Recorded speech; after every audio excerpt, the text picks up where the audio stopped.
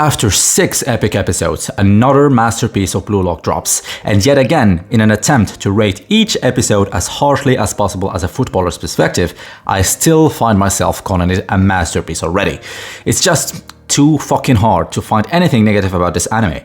Though, fear no more, Blue Lock haters, your boy Takeda is here as the only one who got a few negative things to say, but I'll get to that after the positive.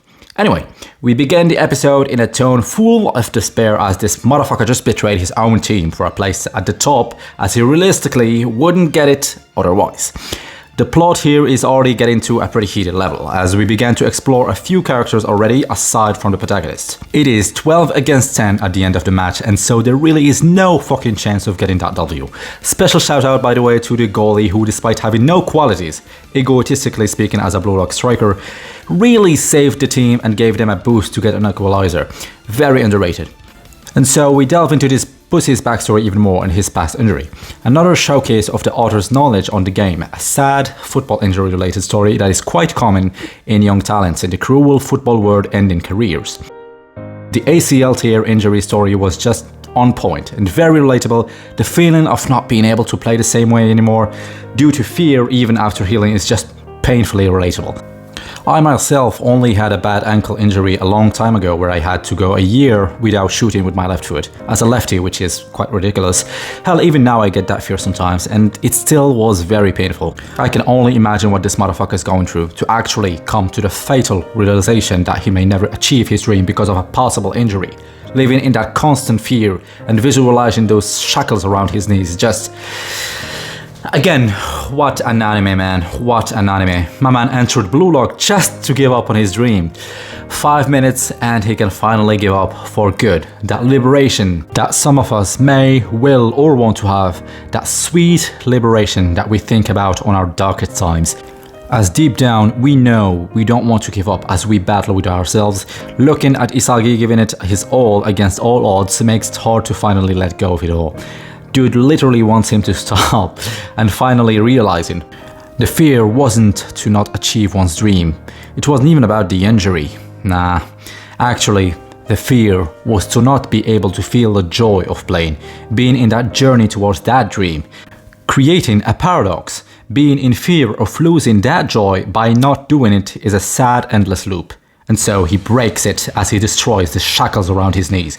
Isagi smells the occasion and fully trusts Shigiri's speed to make a cut like a winger from the side to the middle, destroying one player in the first touch and 2 in the second one. These kinds of runs are only in very modern football, where the sport has become very, very physical and athletic oriented, so it's quite realistic in an anime. The soundtrack played was amazing and fitting. The animation and way of dribbling even was animated perfectly.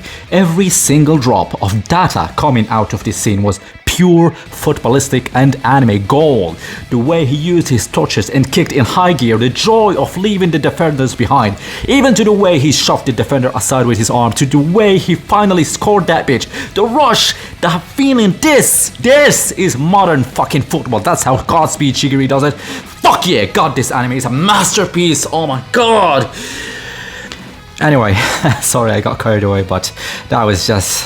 And in fact, and on top of that, he lands on that right knee to symbolize a new fearless chapter on his life. I don't know if anybody got that, but that was a great touch. Peak attention to detail.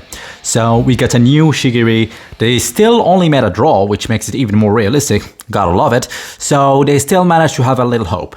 This motherfucker gets beaten up by the other team till Ichigo stops them without going bankai. Epic! We get a peek of Bashira's ass and his teammates get a peek of his junk.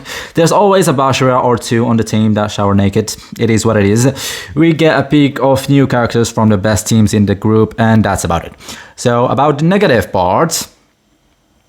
Well, there was 1.2 seconds of disgusting CGI that is it. That's it actually. Animation 10, soundtracks 9, pacing 10, storytelling 10, enjoyment 1 fucking million, attention to detail 10. Oh my god, I can't with this anime. Footballistic accuracy as well 10. I love this anime. I just love this anime. Let me know what you think in the comments down below. I'm trying to harshly rate this anime, but this is just too much for me. So again, let me know what you think in the comments down below, and I'll see you next time. Okay, bye.